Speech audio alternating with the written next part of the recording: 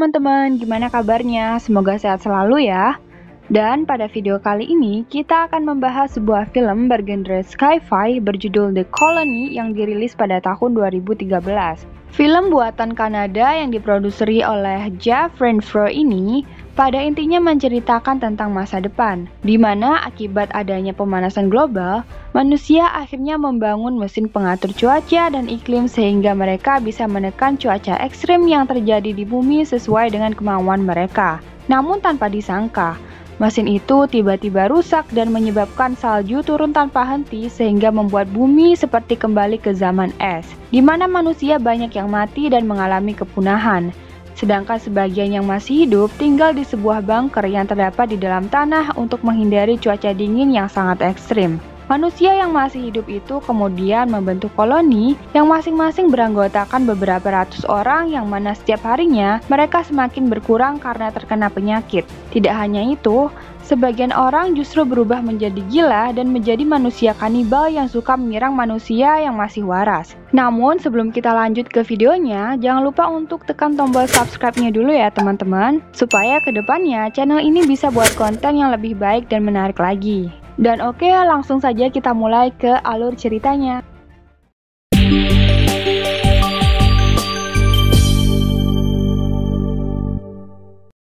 Film diawali yaitu tepat di depan sebuah bunker yang dinamakan Koloni 7.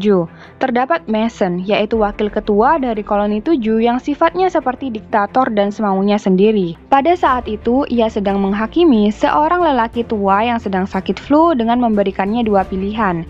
Ia memberikan pilihan untuk dihukum mati atau pergi selamanya dari bunker Koloni 7. Jadi siapapun yang sedang sakit akan diberikan dua pilihan tersebut, agar penyakit mereka tidak menyebar ke yang lainnya yaitu sesama penghuni bunker. Dan ketika pria itu memilih untuk pergi dari bunker Koloni 7, tiba-tiba Mason dari belakang menembaknya hingga tewas. Kejadian itu ternyata disaksikan oleh Sam, yaitu seorang pemuda penghuni sesama Koloni 7. Ia kemudian segera mengadukan apa yang telah diperbuat Mason kepada Briggs, yaitu ketua dari Koloni 7. Namun Briggs justru mengabaikan Sam dan malah mengajaknya ke sebuah ruangan. Di sana ternyata seseorang telah mendapatkan pemberitahuan darurat dari Koloni 5 berupa adanya bahaya. Namun karena Koloni 5 tidak kunjung mengangkat telepon dari mereka untuk mengetahui apa yang sedang terjadi, akhirnya Briggs yang merasa khawatir lalu mengumumkan kepada semua orang penghuni Koloni 7 untuk segera berkumpul di ruangan aula. Briggs lalu memberitahukan kepada semua orang bahwa ia akan mengirimkan bantuan kepada Koloni 5 untuk mengecek keadaan mereka. Briggs lalu menginginkan dua orang lagi untuk menjadi timnya. Lalu Sam mengajukan diri yang juga diikuti oleh seorang pemuda bernama Graydon. Setelah bersepakat, keesokan harinya mereka kemudian segera bersiap-siap untuk segera berangkat. Setelah mendapatkan izin dari kekasihnya, Sam, Briggs, serta Graydon kemudian berangkat dengan mengenakan jaket super tebal melintasi kota yang sudah tertimbun oleh salju. Di sana mereka juga melewati mesin pengatur cuaca yang rusak yang telah merubah dunia menjadi kembali ke zaman es. Rintangan juga semakin sulit saat mereka melewati jembatan yang sudah rapuh dan banyak berlubang. Beruntungnya mereka masih bisa selamat saat melewati jembatan itu meskipun angin berhembus sangat kencang. Karena untuk sampai di bunker Koloni 5 membutuhkan perjalanan seharian penuh, akhirnya mereka bertiga memutuskan untuk beristirahat dan menghabiskan waktu semalaman di dalam sebuah bangkai helikopter. Tepat keesokan harinya, mereka akhirnya telah sampai di mana Koloni 5 berada, yaitu tepat di bawah cerobong pabrik. Namun sebelum memasuki cerobong itu, mereka melihat keanehan berupa adanya darah yang berceceran. Karena semakin dibuat penasaran, mereka akhirnya segera masuk dan menuruni setiap anak tangga besi yang sangat panjang dengan bergantian. Dan saat tiba di bawah, mereka justru tidak menemui siapa-siapa, dan malah melihat darah yang berceceran semakin banyak. Lalu terdengar seperti pukulan palu yang sangat nyaring yang entah dari mana sumbernya. Karena semakin penasaran, akhirnya mereka menyusuri satu persatu setiap ruangan demi menemukan sebuah jejak dengan mengendap-engendap. Setelah sekian lama, mereka kemudian menemukan ruangan loker yang terkunci dan terdapat banyak goresan pada pintunya seperti telah mendapatkan serangan. Akhirnya, Sam membuka pintu itu dengan perlahan-lahan agar tidak ketahuan. Setelah berhasil, mereka lalu menemukan seorang lelaki tua yang sangat ketakutan dan kelaparan yang bernama Leyland. Setelah makan dan merasa sedikit tenang, Leyland kemudian menunjukkan kepada mereka sebuah monitor yang sudah tersambung antena yang sebelumnya berhasil dibuat oleh Koloni 5. Di mana di dalam monitor itu terdapat video yang berisikan sebuah pesan bahwa di lain tempat telah ada sekelompok orang yang berhasil memperbaiki mesin cuaca hingga mereka bisa mencairkan salju dan merubah iklim menjadi normal kembali. Lalu dengan segera, Briggs mencatat keberadaan lokasi di mana orang di dalam monitor itu berada. Namun setelah itu, Leyland menjelaskan bahwa Koloni 5 sebelumnya pernah mencari keberadaan orang di dalam monitor itu untuk mencari tahu cara mengembalikan mesin cuaca yang telah rusak. Namun ternyata Koloni 5 tidak pernah menemukannya karena salah arah tujuan. Dan setelah Koloni 5 kembali, mereka justru diikuti oleh sekelompok orang kanibal yang membunuh mereka semua. Itulah mengapa saat pertama kali memasuki bunker Koloni 5, Briggs, Sam, dan juga Graydon melihat banyak sekali darah berceceran. Setelah mengetahui hal itu, mereka kemudian mengajak Leyland untuk segera keluar dari bunker. Namun setelah dipaksa sambil diseret-seret untuk keluar, Leyland akhirnya menutup pintu itu kembali karena takut ketahuan oleh kelompok kanibal. Akhirnya, Briggs, Sam, dan juga Graydon terpaksa pergi meninggalkan Leyland yang sudah mengunci pintunya dari dalam. Di tengah jalan menuju pintu keluar, mereka justru mendengar suara pukulan seperti palu semakin nyaring. Karena tetap dihantui oleh rasa penasaran, mereka akhirnya mengikuti suara itu hingga tertuju pada suatu tempat, di mana di dalam tempat itu terlihat suatu peristiwa sadis yang sangat menjijikkan. Para kanibal yang diceritakan oleh Leyland sebelumnya terlihat sedang berpesta dengan memotong dan memakan anggota-anggota Koloni 5, yang mana suara palu itu ternyata sebenarnya berasal dari suara kapak mereka. Karena adanya sorotan senter, akhirnya kelompok kanibal itu merasa terusik dan terganggu hingga mengetahui keberadaan Briggs, Sam, dan juga Graydon. Orang-orang kanibal itu segera mengejar mereka yang telah lari duluan. Namun sayangnya, Graydon hilang arah hingga ia terpencar dari Briggs dan juga Sam, yang mana dari belakang ia justru diserang oleh dua orang kanibal hingga terbunuh. Setelah mengetahui Graydon telah mati, Briggs dan juga Sam terpaksa meninggalkannya dan menuju pintu keluar meskipun tetap dikejar-kejar.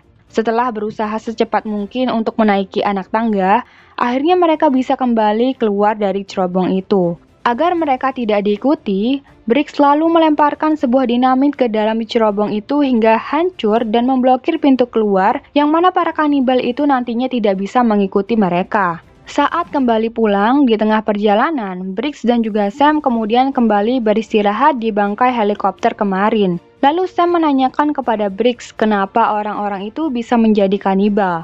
Briggs pun menjelaskan bahwa keadaanlah yang membuat mereka semua menjadi gila. Di mana pada situasi saat ini, yang tidak ada lagi makanan bahkan harapan yang tersisa, mereka akan memutuskan akan ada yang mati dan akan ada yang tetap hidup. Itulah mengapa sebagian yang masih hidup menjadi ganas dan berubah menjadi kanibal karena mereka memangsa kawanannya sendiri untuk dijadikan makanan. Setelah menghabiskan waktu semalaman, saat mereka akan kembali pulang, Sam justru melihat bahwa kelompok kanibal itu mengikutinya dengan jejak kaki yang Sam dan Briggs tinggalkan. Setelah berlari dan melewati jembatan sebelumnya yang sudah rusak, mereka segera menghidupkan api untuk meledakkan dinamit lagi agar bisa membunuh kelompok kanibal itu. Tiba-tiba api pada sumbu dinamit tersebut mati karena angin yang berhembus terlalu kencang. Briggs yang sebelumnya sudah dilarang oleh Sam tetap nekat untuk kembali demi menghidupkan sumbu itu lagi. Di mana saat sumbu itu sudah berhasil hidup, Briggs yang tidak sempat melemparkannya tiba-tiba mendapatkan serangan hingga mereka pun terbunuh semua karena dinamit yang meledak terlebih dahulu. Di mana ketika jembatan sudah terputus, Sam ternyata masih melihat terdapat sebagian kelompok kanibal yang masih selamat yang terlihat sangat marah. Lalu Sam dengan segera kembali pulang menuju koloni 7 dengan berjalan secepat mungkin agar mereka tidak bisa mengejarnya.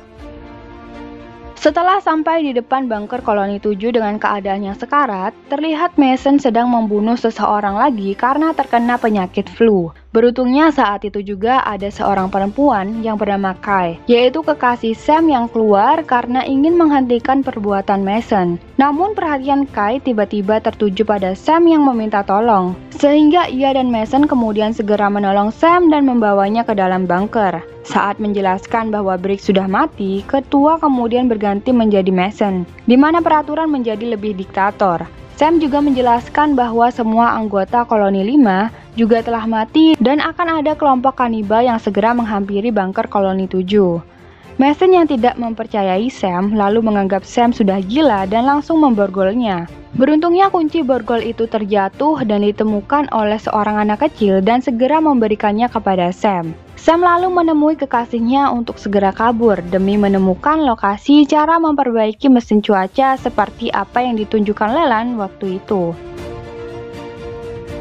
Setelah mengemasi bekal makanan, mereka justru ketahuan oleh Mason dan memaksa mereka berdua untuk kembali. Namun tiba-tiba dari atas terdengar suara pukulan dari benda tajam yang sangat keras seperti ada orang yang memaksa masuk. Dan benar saja, ketika diperiksa melalui layar monitor, CCTV di luar merekam bahwa kelompok kanibal itu sudah datang dan berusaha masuk ke dalam. Lalu Mason segera memerintahkan sebagian orang untuk bersembunyi di tempat yang aman. Sedangkan dia, Sam dan juga Kai serta beberapa orang lagi bersiap di bawah pintu masuk sambil memegang senjata api. Setelah beberapa lama, ternyata kelompok kanibal itu masuk melalui ventilasi yang terdapat di samping bunker. Alhasil, banyak dari mereka kemudian yang diserang dari belakang menggunakan senjata tajam berupa kapak dan pedang hingga tewas. Mason yang masih selamat meskipun perutnya terluka parah, kemudian segera menyuruh orang-orang yang masih selamat juga untuk berkumpul di ruangan aula dan segera menutup pintu aula rapat-rapat. Di mana di dalamnya semua orang sudah merasa panik tidak karuan karena para kanibal itu sudah menggedor-gedor pintu. Karena sudah tidak ada lagi jalan keluar, kemudian Sam memutuskan untuk membongkar saringan ventilasi agar mereka bisa merayap memasuki lorong ventilasi yang tertuju keluar. Entah mengapa, Mason justru menolak untuk memasuki lorong ventilasi tersebut, mungkin karena sudah tidak sanggup lagi menahan rasa sakit di perutnya. Akhirnya Sam dan yang lain pun meninggalkan Mason sendirian menyusuri lorong ventilasi itu.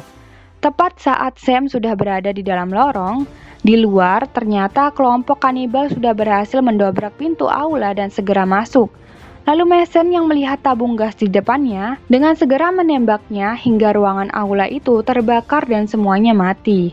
Tidak berhenti di sana, ternyata ada satu dari kelompok kanibal itu yang masih selamat karena segera melompat dan bersembunyi di lorong ventilasi tepat di belakang Sam berada. Sam yang kebetulan berada di urutan paling belakang, kemudian disergap hingga berkelahi dan tertuju di ruangan dapur. Karena di dapur banyak sekali benda tajam, mereka pun akhirnya saling menggunakan pisau untuk berkelahi dan membunuh satu sama lain. Dan sudah bisa ditebak, di antara persaingan itu tentu Samlah selaku pemain utama yang akan berhasil. Ya, Sam akhirnya berhasil membunuh manusia itu dengan memotong lehernya menggunakan pisau pemotong daging. Dan setelah berhasil, dengan segera Sam kemudian menyusul Kai dan yang lain untuk segera keluar dari tempat itu. Dan cerita pun berakhir. Ya, cerita berakhir dengan ending yang sedikit menggantung. Karena selanjutnya tidak dijelaskan apakah mereka bisa menemui orang yang mampu memperbaiki mesin cuaca seperti yang terdapat pada pesan video sebelumnya. Selain itu, buat kalian yang tidak suka melihat darah, saya tidak merekomendasikan film ini untuk ditonton, karena selain itu juga terdapat sebuah scene yang sangat menjijikan yang memperlihatkan potongan-potongan tubuh manusia. Meskipun hanya berlangsung sekitar 1 menitan, namun buat kalian yang fobia melihat seperti itu, pasti akan merasa ngilu dan terngiang-ngiang hingga filmnya selesai. Selain itu, saya juga kurang bisa mengambil pesan di balik film ini. Jadi untuk kalian yang tahu, silahkan komen di bawah ya. Oke teman-teman, mungkin segitu aja alur film kali ini. Terima kasih banyak buat kalian yang sudah menonton dan sampai jumpa pada video berikutnya.